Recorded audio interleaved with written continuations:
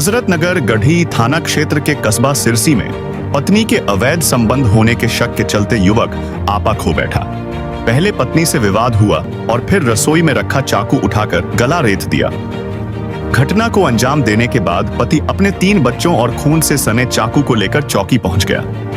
बोला, साहब, पत्नी बदचलन थी, मैंने उसकी गला काटकर हत्या कर दी। युवक की बातों को सुन पुलिस भौचक रह गई।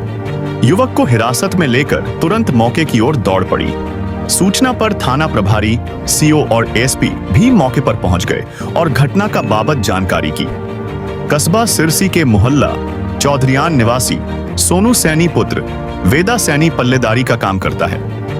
लगभग 8 साल पहले सोनू की शादी जनपद मुरादाबाद के थाना कटघर अंतर्गत गांव दौलतबाग निवासी राखी के साथ हुई थी।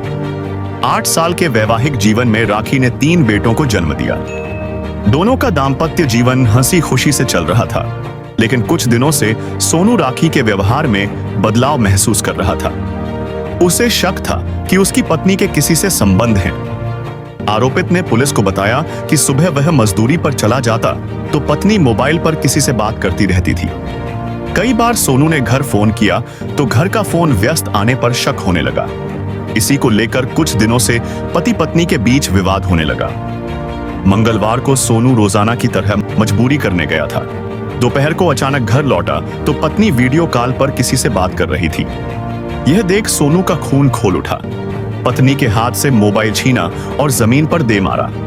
इसी बात को लेकर पहले पति पत्नी के बीच झगड़ा हुआ और आवेश में आकर पास में रखे चाकू से राखी की गर्दन रेत दी।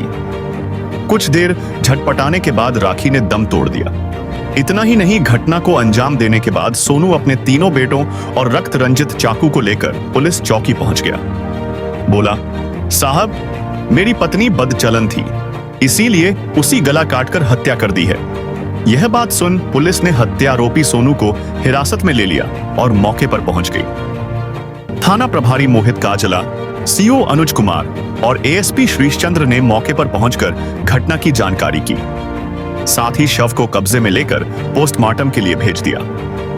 उधर पति द्वारा पत्नी की गला रेत कर हत्या की जानकारी पर कस्बे तथा आसपास के क्षेत्र में खलबली मच गई और देखने के लिए लोगों की भीड़ जमा हो गई।